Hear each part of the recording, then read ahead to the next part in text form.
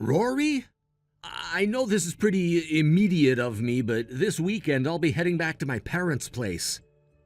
What? You're going home by yourself? Yup. On Friday night, my plan is to take the nightly bus all the way back home to their town. You're still going to be working on Saturday, right? That's right. We're in the middle of a rough wave, so I won't be able to take any time off either. Is there something you're going back to your parents' house for? My friend got into an accident and is now in the hospital. I want to go and see him and all while I still can. Since I'm already going to be back in my hometown then, I thought I might as well just stay with my parents for the weekend and hang out. So you're staying for the entire weekend? Yep. I already contacted my parents about it and they both said it was okay. Is that right? Oh, what's wrong with going back to stay at my parents' house? I never said there was anything wrong with that, Robert. Let me just ask this to make sure, but are you sure you don't want me coming with you? Oh, don't worry about me. This is about me being there with a friend of mine you've never even met, and it's not like you're going to be able to take time off work anyway. My parents were also both saying they only wanted me coming home, so... I see. Okay then.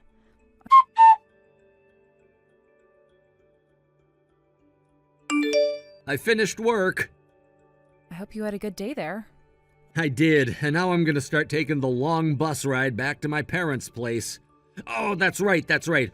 While I'm back at their house, don't you dare contact me about anything. What? Not myself or my parents. Why can't I? I'll be going to visit my friend in the hospital, and I don't want it going off all the time. And when I'm back at my parents' house, I'd like to have a taste of what things were like back in the day when I never had a phone. You know what I mean? In other words, I just want to take things easy, huh? If I start getting calls and texts from you, I might start remembering just how stressful things really are for me. Okay. I don't mean that as a bad thing, though. Well, it's not a problem. Oh, I need to start moving now or else I'm gonna miss that bus. See you later. Have a good trip.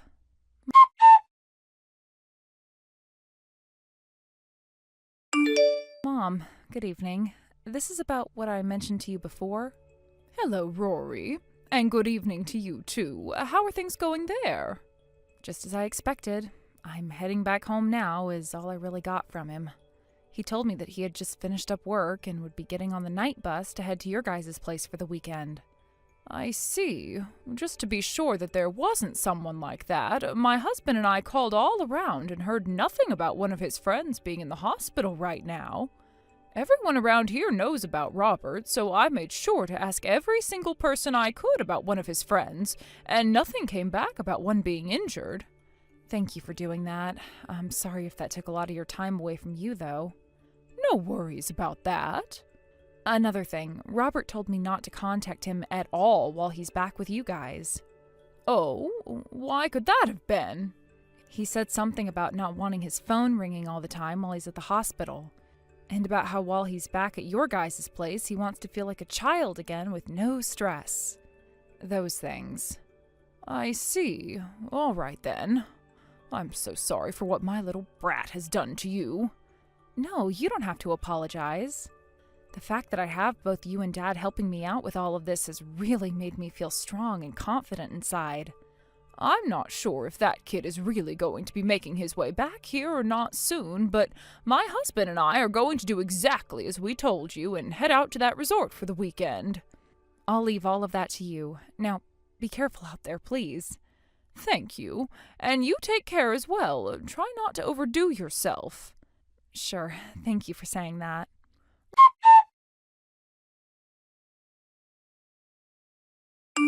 Rory, things are going as we assumed they would.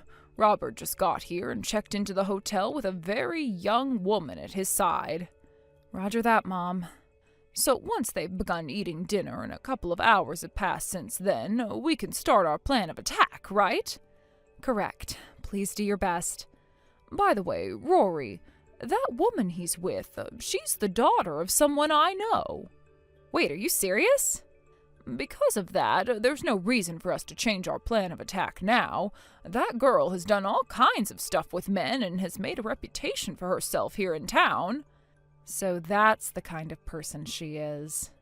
I just never thought that my own son would be taken away by someone like her. Mom, I'm sorry about that. I didn't need to mention that right now. I'll make sure to tell you all about that woman in a little bit, all right? Understood. Please and thank you.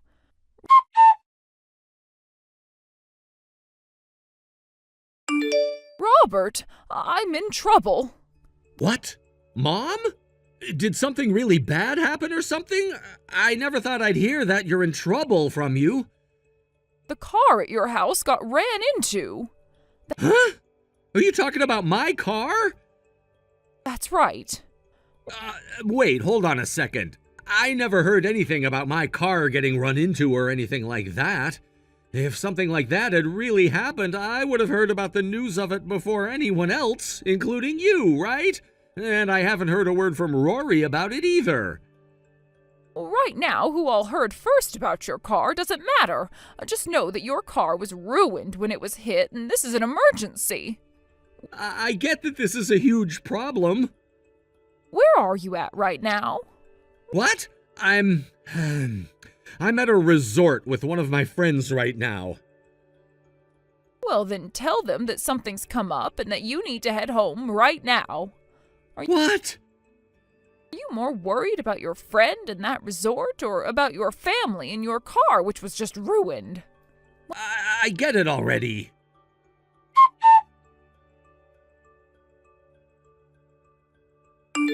Yo, Rory, I'm on the bus right now heading back to the house. Did my car really end up getting destroyed after being hit? Well, I never heard anything from you about that before. Does that mean you weren't even aware of that happening yet or something?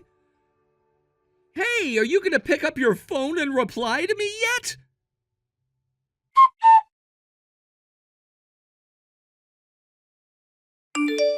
Yo, what the hell is all of this about? Was I really just lied to about my car being hit and destroyed? Who the hell was the one that made up all that crap about my car? Well, hello, Robert. Are you back at the house now? Hey, Rory! Where the hell are you at right now? You should be finished with work by now, right? I'm finished. Well then, where the hell have you been this whole time? The next town over, back at my parents' house. What the hell is going on over there? I heard about how my car was hit and ruined by my mom, which has turned out to be some massive bullcrap. Oh? I had told your mom that everything would be up to her in terms of that. But I guess telling you that your car was ruined would be the best way of getting you to come home as soon as possible. Huh? I'm not really sure what's going on here, but you knew about the lie? And you were able to get my mom to lie to me about it all? In other words, both you and my mom were in on all of this? Why would the both of you do this to me? Were you too busy smooching with that girlfriend of yours at the resort for all of this? Huh?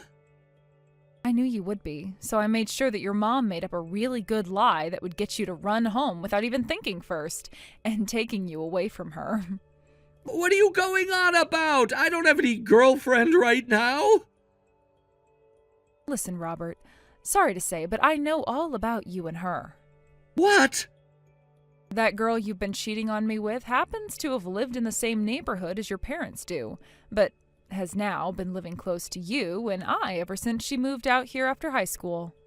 And she so happens to be only 19 years old and working at that favorite bar of yours here in town, right? Did you get so excited about seeing a girl close to 10 years younger than you from the past and taking things one step too far because of it? I'm sorry, but it is frickin' disgusting that a man who is almost 30 now has been having sex with a girl who is just over half his age now. What? How did you find out about this? Both your mom and your dad went to a resort close by to their town, thinking that would be just the place you'd be heading to with her. They were both the ones that saw everything play out, by the way. What? They saw you checking into the place with her, standing right beside you that whole time. They were able to find out where I'd be staying with her? How did they manage that? Listen to this, Robert. I had a look at the computer the other night, and on Google there was still a tab open to that resort, and it was saying thank you for booking 2 nights there this weekend. What? You used that website as well, then? Did you not just hear me say that I logged into the computer and that tab was still open? I was actually getting on to book a place for my mom and I to go for myself this weekend. And that's when I ran into what you'd left for me to see. Damn it! After having a look at more of the search history thereafter, I found this wasn't the first time you'd done this either.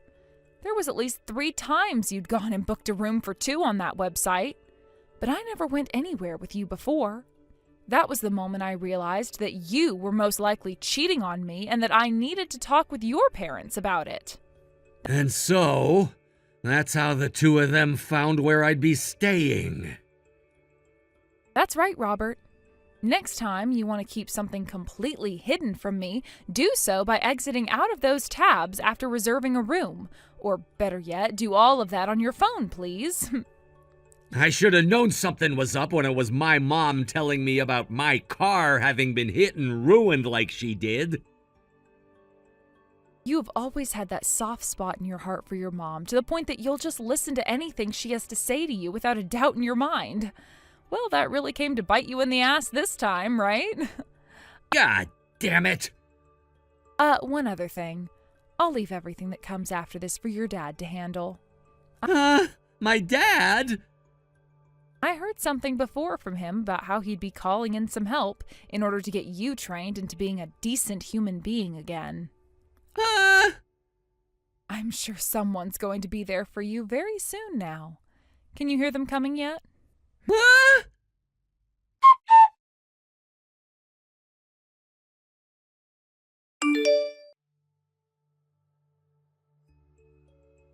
What the hell is up with this all blacked out van? In other words, what you're saying is that they're here for you? That's what I'm saying!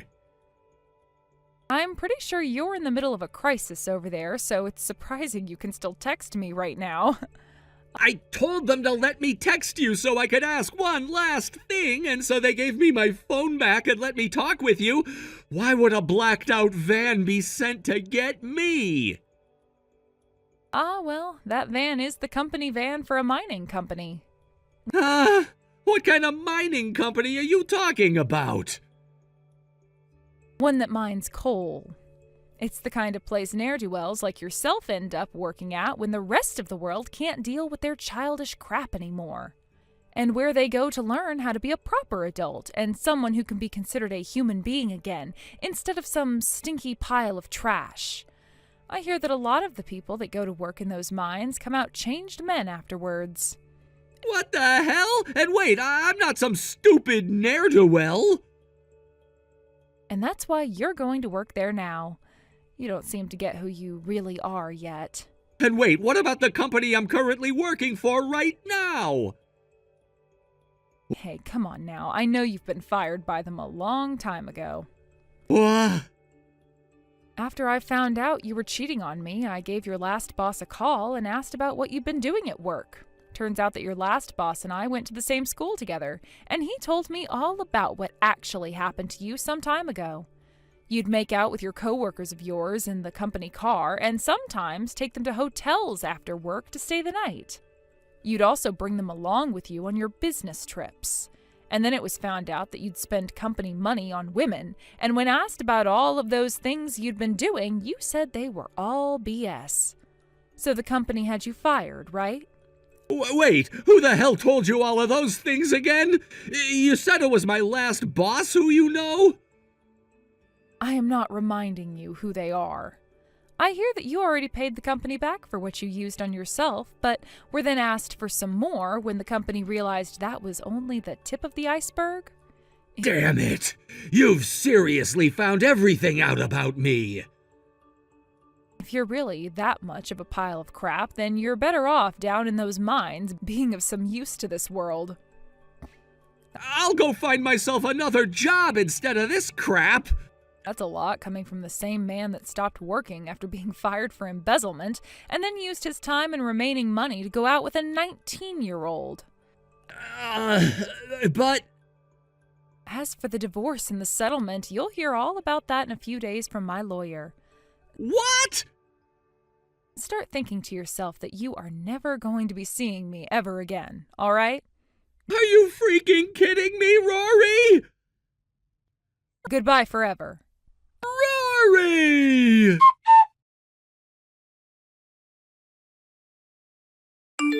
According to the neighbors, the scene unfolded like a chaotic comedy. Robert was in a state of panic when he saw a group of muscular men emerge from the sleek black van parked next to our house. The sight of these intimidating figures sent him into a frenzy. He was shouting, "No, please stop!" in a voice that was more pitiful than threatening, as he darted around the yard, desperately trying to escape whatever fate he thought awaited him. It was as if he had lost all sense of dignity. His frantic movements seemed almost comical, flailing about as he attempted to evade them. But in the midst of his chaotic escape, he stumbled over absolutely nothing, a complete misstep, and that was the tipping point. He ended up crashing headfirst into the garden pond, splashing water everywhere.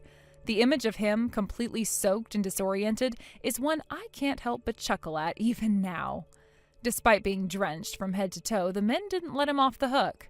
They unceremoniously dragged him out of the pond and proceeded to haul him away to the coal mine's dormitory, their intentions no doubt less than pleasant. It was a fitting end to his embarrassing display, though I had to admit I felt a strange sense of satisfaction watching him be taken away, water dripping from him like some sort of a defeated cartoon character. Meanwhile, the female college student involved in this whole mess found herself facing her own consequences. In light of the emotional damages I had demanded from her, she was promptly expelled from her university. It seemed like a swift decision, perhaps to protect the institution's reputation from any further fallout. She quickly found herself a job, likely out of necessity, as the reality of her situation hit her hard. I heard that she also ended up joining the same group that was linked to Robert, which made for a curious twist of fate. When I filed for divorce, I also demanded compensation for emotional distress. The agreed-upon amount would be deducted from both of their salaries at the respective companies where they now worked. It's interesting how life has a way of tying people together, even after a relationship has crumbled into pieces. As for Robert and the young woman, both have now been assigned to different locations within their organizations. They're reportedly undergoing rigorous training under strict supervisors who believe in a tough love approach to education.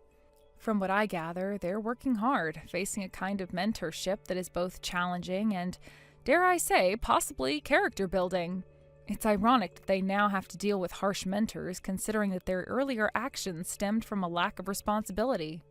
The transition from a carefree student life to one filled with the pressures of a working environment must be a jarring experience for them. Robert, in particular, used to live a life where he could laugh off his mistakes, and now he is likely learning that the world doesn't operate that way.